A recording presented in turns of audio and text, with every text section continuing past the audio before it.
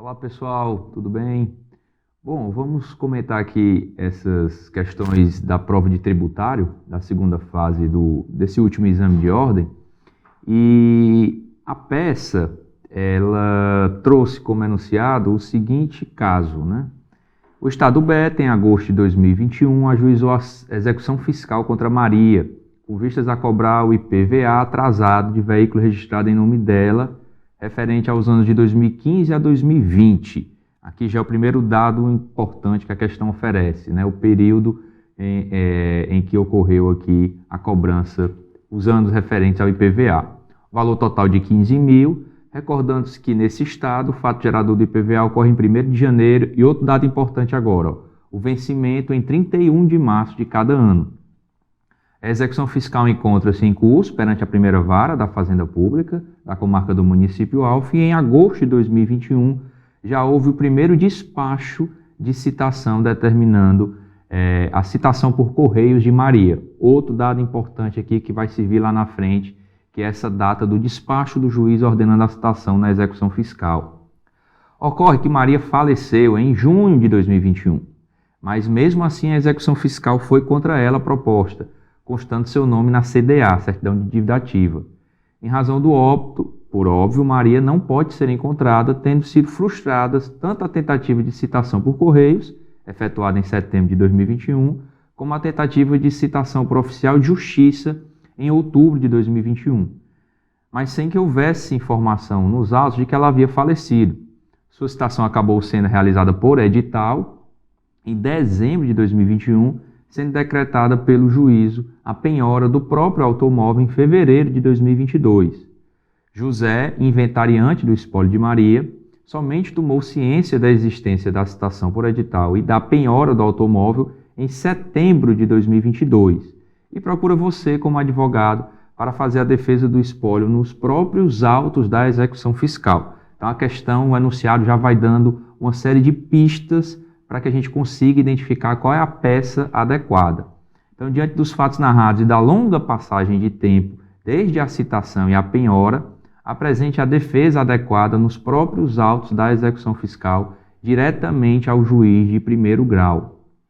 Então, aqui, pessoal, como a gente já está na fase de execução fiscal, a única dúvida que talvez possa existir acerca de qual a peça adequada, né, de qual tipo de ação manejar aqui, seria entre os embargos à execução fiscal e a exceção de pré-executividade, né? E aí você pode pensar, bom, já que o juízo está garantido, uma vez que a penhora foi efetivada, então será que não seria o caso de entrar com os embargos, já que os embargos à execução, nele é possível devolver toda a matéria ao juiz, é possível fazer a dilação probatória, se for preciso, juntar todo tipo de prova, produzir todo tipo de prova. Só que aqui, pessoal, tem um detalhe, né?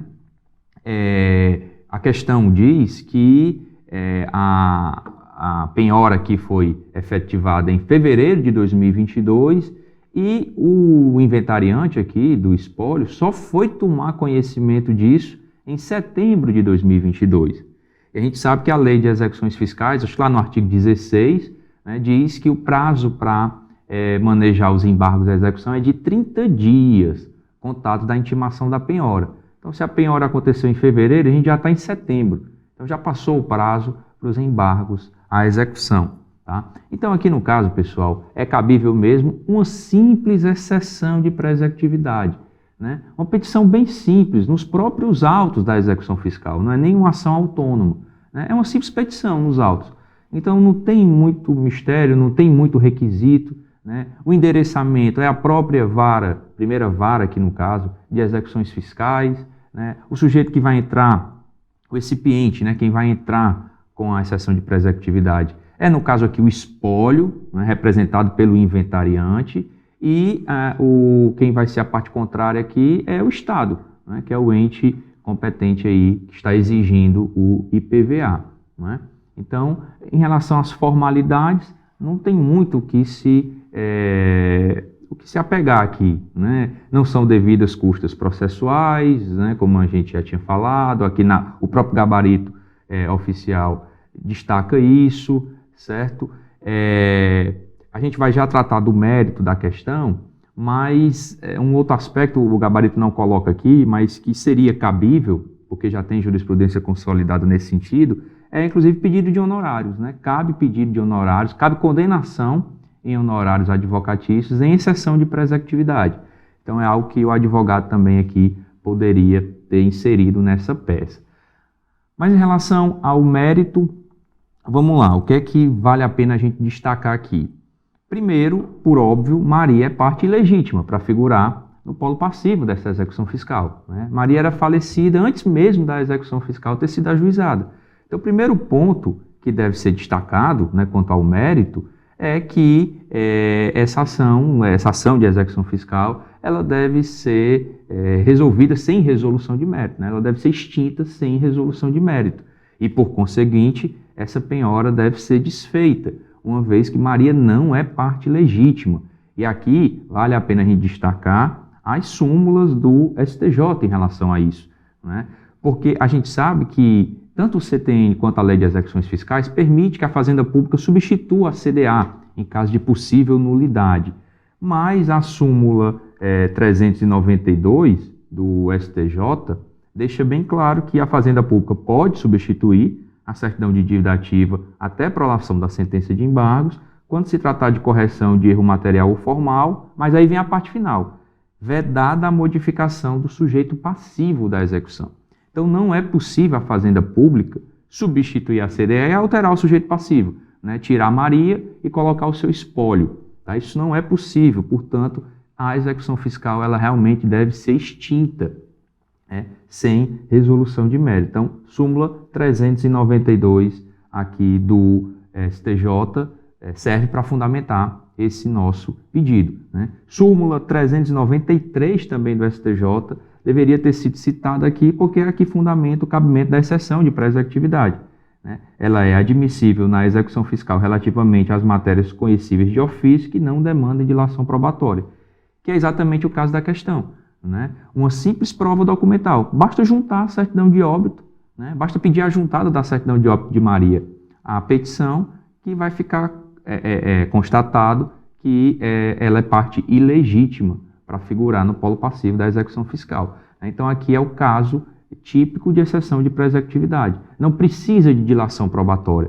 É uma matéria que o juiz pode conhecer de plano, de ofício, né? Apenas olhando aí a certidão de óbito, tá? Um outro aspecto que deveria, na verdade, ser mencionado aqui é a prescrição em relação ao IPVA de 2016, né? O gabarito também deixa isso claro, o gabarito oficial, né? A gente sabe que o prazo que a Fazenda Pública tem para cobrar um crédito tributário é de 5 anos. E no caso o caso da questão aqui, esses 5 anos começam a contar, obviamente, da data do vencimento, né? A data do vencimento é a data que a gente pode considerar que o crédito está definitivamente constituído, né? Não houve nenhum tipo de questionamento na esfera administrativa, o prazo para pagamento passou, a questão diz aqui que o vencimento se deu em 31 de março, né? Dá em 31 de março de cada ano, então em 31 de março de 2016 foi o vencimento do IPVA desse ano, de 2016, então aí basta você contar 5 anos, né? Então a Fazenda Pública teria que ter executado isso aí até o dia 31 de março, o dia é só contar, né? 17, 18, 19, 20 e 21. Então teria até 31 de março de 2021 para poder executar. Ocorre que o despacho do juiz ordenando a citação, segundo é enunciado aqui, o despacho do juiz só aconteceu, cadê aqui? Diz aqui na questão, né? O despacho só aconteceu em agosto de 2021, né? Então, só foi em agosto de 2021 que houve o primeiro despacho de citação, determinando a citação de Maria pelos Correios. Então, passou mais de 5 anos da data da constituição definitiva do crédito, ele está prescrito. E a prescrição é uma matéria que pode ser conhecida de ofício pelo juiz, né? Não precisa de dilação probatória. Então, bastava você ter apontado aí que, em relação ao IPTU de 2016, o IPVA, de 2016, o crédito está prescrito, tá? Então, nos pedidos, você deveria pedir a extinção da execução fiscal sem resolução do mérito, né? Desconstituição da penhora do automóvel e a declaração da prescrição em relação ao IPVA de 2016. Tá? Então, isso é o que tinha a ser abordado em relação ao mérito da questão. Ok? Então, em relação à peça, uma peça bem simples, exceção de pré-executividade, simples petição nos autos da própria execução fiscal, não demanda dilação probatória, tá? Basta juntar, no caso aqui, a certidão de óbito para mostrar que Maria era parte legítima e basta mencionar ao juiz que da data da constituição definitiva do crédito de IPVA de 2016, né, que se deu em 31 de março de 2016, até o despacho do juiz ordenando a citação, que só foi ocorrer em agosto de 2021, passaram mais de 5 anos. Tá? Lembremos o artigo 174 do CTN, que fala exatamente das causas de interrupção da prescrição. Só o despacho do juiz ordenando a citação é que interrompe a prescrição. Então, os marcos inicial e final aí, no caso da questão, são esses. 31 de março, data da constituição definitiva do crédito, né, com vencimento, e o despacho do juiz ordenando a citação, que só se deu em agosto de 2021. Então, passou aí mais de 5 anos, o crédito está prescrito, certo? Vamos para as questões agora, né? Questões que, embora subjetivas, né, no sentido de que são questões abertas, mas questões, as que caíram aqui, são bem letra da lei, como a gente gosta de dizer, né? As respostas estavam bem explícitas na legislação tributária, principalmente na Constituição Federal. Vamos lá, primeira questão aqui, ó. Joana é proprietária de um único imóvel, a saber, uma pequena gleba rural situada no município X, onde tem seu domicílio e explora sozinha em atividade rural de plantio de hortaliças orgânicas. Em 2021, Joana foi surpreendida com a notificação do fisco municipal, autuando-a por não recolhimento do valor do imposto da União sobre a propriedade territorial rural, ITR, referente aos últimos 5 anos, pois apesar de ser proprietária de tal imóvel rural há 2 décadas, nunca recolhera qualquer valor a título de ITR. Aí vamos lá para os itens, né? O item A pergunta se o fisco municipal, exercer essa função de fiscalização do ITR. Ora, já que o ITR é um imposto federal, né, de competência da União, artigo 153, inciso 6 da Constituição Federal, por que é o município que está cobrando, né? Por que o município é que adotou as providências no sentido de autuar o contribuinte e exigir o pagamento desse tributo? Ora, é possível sim ao fisco municipal exercer essa função de fiscalização. Basta a gente lembrar do artigo 153, nesse artigo 153 da Constituição, se você for lá para o parágrafo 4º, né, ele vai dizer que o imposto previsto no inciso 6, que é o ITR, e aí o 3, né, o item 3 diz, será fiscalizado e cobrado pelos municípios que assim optarem, na forma da lei, desde que não implique redução do imposto ou qualquer outra forma de renúncia fiscal. Então aqui, pessoal, é sempre bom a gente destacar a diferença entre competência tributária e capacidade tributária ativa.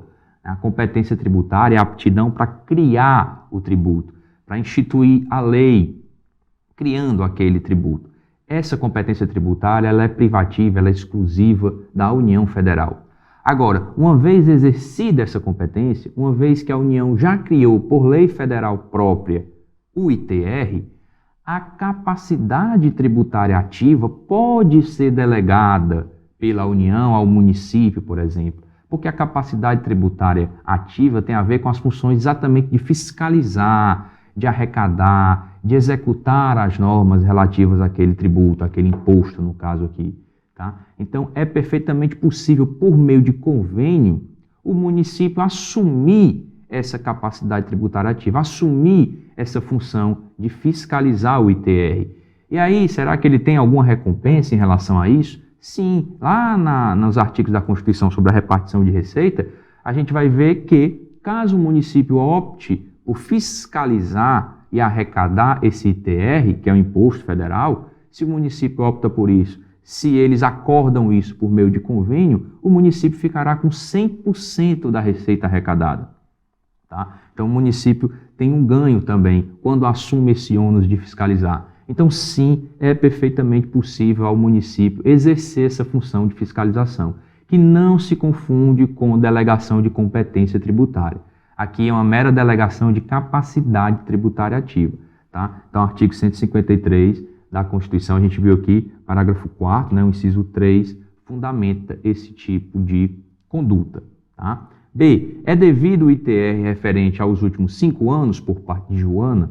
E aqui, pessoal, a questão deixa claro que a Joana é proprietária, só tem um único imóvel e ela é uma pequena gleba rural, tá? Se a gente for de novo, letra da lei, artigo 153, parágrafo 4º, inciso 2 da Constituição Federal, ele vai dizer que esse imposto não incidirá sobre pequenas glebas rurais, definidas em lei, quando as explore o proprietário que não possua outro imóvel, tá? Então a gente está diante aqui, pessoal, de uma imunidade específica que a Constituição concedeu ao ITR.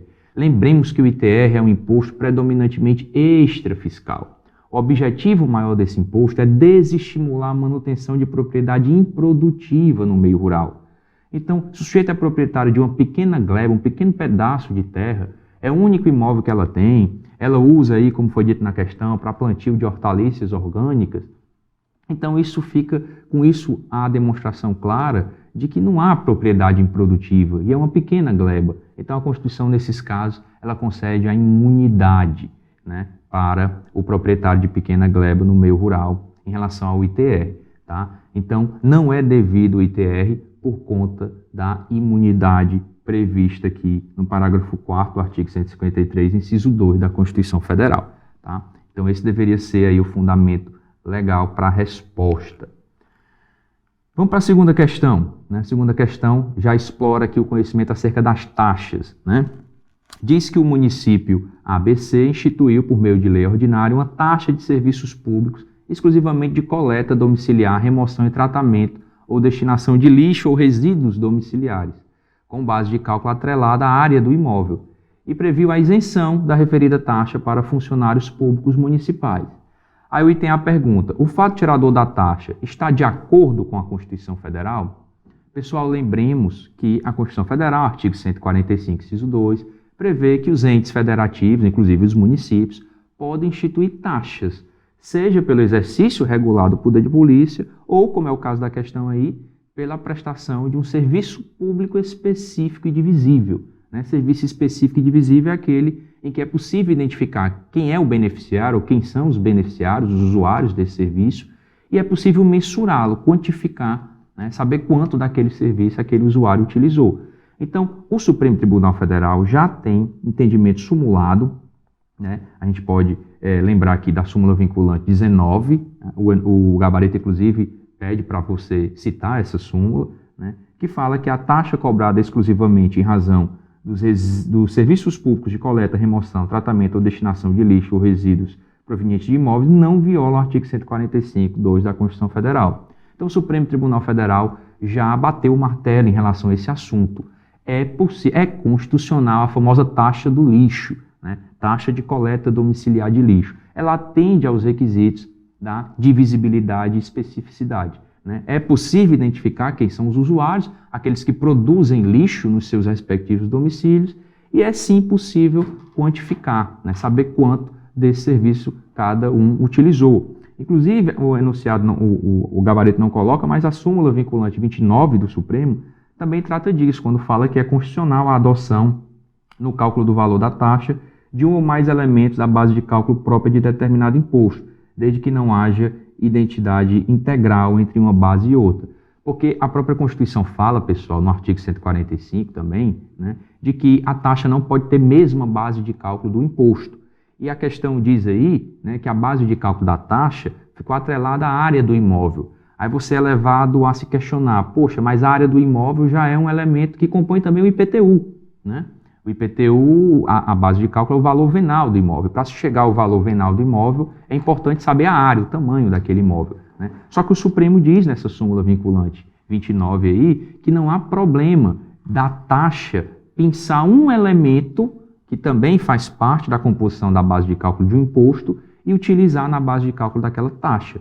É o que faz a taxa do lixo, né? Ela pega a área do imóvel para presumir que, olha, quanto maior for o imóvel, presume-se que aquela pessoa, aquele proprietário, o ocupante daquele imóvel, produz mais lixo. Se o imóvel é maior, mais pessoas devem morar lá, mais lixo é produzido, maior deve ser a taxa em comparação com imóveis de área menor. Então essa presunção, segundo o Supremo, ela é constitucional, não há aí uma identidade total. Não está se dizendo que a base de cálculo da taxa é o valor venal do imóvel, que é a mesma base de cálculo do IPTU. O que está se dizendo aí é que a taxa de coleta domiciliar de lixo utilizará como um dos elementos a área do imóvel, o tamanho do imóvel. E isso é compatível com a Constituição, segundo o STF. Tá? B. Pode o município instituir tal isenção, a isenção dessa taxa para funcionários públicos municipais, pessoal? Isso é totalmente vedado, né, pelo artigo 150, inciso 2 da Constituição Federal, o tal do princípio da isonomia. Né? A Constituição veda que se institua tratamento desigual entre contribuintes que se encontram em situação equivalente, proibida qualquer distinção em razão de ocupação profissional ou função por eles exercida, né? Independentemente da denominação jurídica dos rendimentos, títulos ou direitos, pessoal. Então não pode haver discriminação só em razão da função que eles exercem. Só porque são servidores públicos municipais vão ter isenção, né? E as outras pessoas, os outros contribuintes, os outros cidadãos, só porque não são servidores, vão ter que pagar a taxa, o servidor, por ser servidor, não vai pagar. Então isso é uma distinção unicamente em razão da função que eles ocupam, né? Do cargo que eles exercem. Isso é vedado, fere o princípio da igualdade, o princípio da isonomia tributária, né? Fere, portanto, o artigo 150, inciso 2 da Constituição Federal. Era para ter sido mencionado aí no item B, certo? E a terceira questão diz o seguinte: José adquiriu um automóvel novo e pretende contratar um seguro para o veículo. Ao entrar em contato com a seguradora, José pediu-lhe uma proposta de valor para segurar o automóvel. O valor de prêmio de seguro foi de R$ 1.500 e José decidiu por celebrar o contrato com essa seguradora. No momento em que o pedido de proposta foi feito, a alíquota do tributo incidente sobre a operação de seguro era de 7%. Contudo, quando efetivamente concluiu-se a operação com a seguradora, a alíquota foi de 15%, uma vez que 2 dias antes da conclusão da operação foi publicada uma lei que previa a alíquota majorada, isso é eficácia imediata. Então, diante desse cenário, o item A pergunta: qual é o imposto que incide sobre a operação de contratação de seguro por parte de José e qual o ente competente para cobrá-lo? Aqui, pessoal, de forma bem objetiva, a gente está tratando do IOF, né? Do conhecido como Imposto sobre Operações Financeiras, que na verdade está previsto aí no 153 da Constituição Federal, inciso 5, né? Operações de crédito, câmbio e seguro ou relativas a títulos e valores mobiliários. Então, as operações de seguro estão sujeitas ao IOF, né? São uma das hipóteses que estão dentro do campo de incidência do IOF. Então, a competência aqui é da União, né? A União é competente para instituir e cobrar aí o IOF. Tá? Então, 153, inciso 5 da Constituição Federal, né? As operações de seguro estão sujeitas a esse imposto. E o B pergunta: a majoração de alíquota com efeitos imediatos é válida? Sim, pessoal. Aqui a gente está diante de uma exceção ao princípio da anterioridade, né? Previsto lá no artigo 150, inciso 3 da Constituição Federal. O parágrafo 1º do artigo 150 fala das exceções ao princípio da anterioridade. E o IOF é uma exceção ao princípio da anterioridade. Lembremos que o IOF, né, ele é considerado um imposto extrafiscal. Significa o quê? Que o objetivo primordial dele não é gerar receita para a União, é servir como instrumento de interferência nesse setor, né, de operações financeiras, certo? Então, o objetivo do IOF é servir como um meio para estimular ou desestimular determinados comportamentos de acordo com o interesse da União, no caso aí, né? Então, por essa razão, o Constituinte liberou esse imposto do princípio da anterioridade. Significa que, alteradas as suas alíquotas, como foi o caso aqui, né, majorada a sua alíquota, o ato normativo que majora a alíquota já passa a valer imediatamente. Não precisa respeitar 90 dias, né, que seria a anterioridade nonagesimal, e nem o primeiro dia do exercício seguinte, a data da sua publicação, que seria a anterioridade do exercício. Então ele já passa a valer imediatamente, sim, ele tem esse efeito, ele é uma exceção a essa regra da anterioridade, certo? Então sim, a majoração aí é válida, é imediata, com base no artigo 150, parágrafo 1º da Constituição Federal, levando em consideração que o IOF é um imposto predominantemente extrafiscal. E a última questão, pessoal, para a gente fechar aqui, uma questão que cobrou aí a contribuição de intervenção no domínio econômico, Também uma questão bem objetiva, pura letra da lei, era só identificar o artigo aqui na Constituição, então é uma questão bem tranquila. Diz assim, a enunciada, a Lei Ordinária Federal 1234, 2020, instituiu CID, né, a Contribuição de Intervenção no Domínio Econômico, incidente sobre a comercialização de trigo e seus derivados, in natura ou industrializados, apelidado de CID Farinha. A contribuição foi fixada em R$1 sobre cada tonelada vendida, tendo como fato gerador a venda de trigo e derivados no comércio interno e na exportação. E o produto de sua arrecadação é destinado a financiar projetos ambientais relacionados com a agricultura, bem como subsidiar a compra de equipamentos pelo pequeno produtor agrícola. A sociedade empresária Pão-Bão Ltda, limitada, né, que exporta 50% dos seus produtos, farinha e pães, e conformada com o novo tributo, contrata você como advogado para orientá-la sobre a referida exação. Aí responda aos itens, né? O item A diz assim, pergunta, né? É válida a incidência da referida contribuição de intervenção no domínio econômico na venda ao exterior daqueles produtos? Aqui, pessoal, a resposta é bem letra da lei, como eu disse, né? Artigo 149, o artigo 149 da Constituição é o que trata da contribuição de intervenção no domínio econômico, né? Que é uma das subespécies de contribuições especiais. O 149, pessoal, de forma bem clara, lá no inciso, parágrafo 2º, né, inciso 2, deixa claro que, inciso 1, deixa claro que a CID não incidirá sobre as receitas decorrentes de exportação, tá? Então, as contribuições sociais de intervenção no domínio econômico não poderão incidir sobre as exportações. Temos aqui, portanto, uma clara imunidade, né? Já que a própria Constituição que está dispensando, né, a incidência do tributo nessa circunstância, então a gente está diante de uma imunidade. Tá? Então não incide sobre as exportações com base no artigo 149, parágrafo 2º, inciso 1 da Constituição Federal. E o item B, é possível a instituição dessa contribuição com alíquota específica, tendo por base a unidade de medida estabelecida na referida lei, né? Você viu aí no enunciado que a contribuição foi fixada em R$1 sobre cada tonelada vendida. É possível a alíquota específica nesses casos? Sim, pessoal, perfeitamente possível. Previsão expressa na Constituição Federal, também no parágrafo 2º do artigo 149, né? Inciso 3, poderão ter alíquotas, as CIDs poderão ter alíquota ad valorem, que é o item, a linha A, e alíquota específica, a linha B, tendo por base a unidade de medida adotada. Né? Então, só explicando, né, para fechar, a alíquota ad valorem é aquele percentual aplicado sobre uma base de cálculo. Né? Então, por exemplo, 10% sobre o valor do produto, 5% sobre o valor do serviço, isso seria uma alíquota ad valorem. Né? A alíquota específica é exatamente essa. É um valor, R$1, R$5, R$10, em cima de uma unidade de medida, né? Sobre tonelada, sobre o metro do tecido, né? Enfim, sobre o litro de bebida.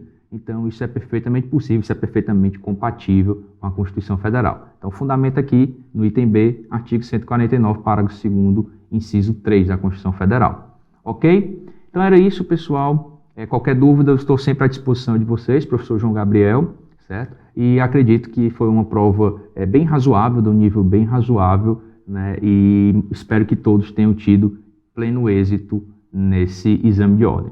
Um abraço a todos e até a próxima.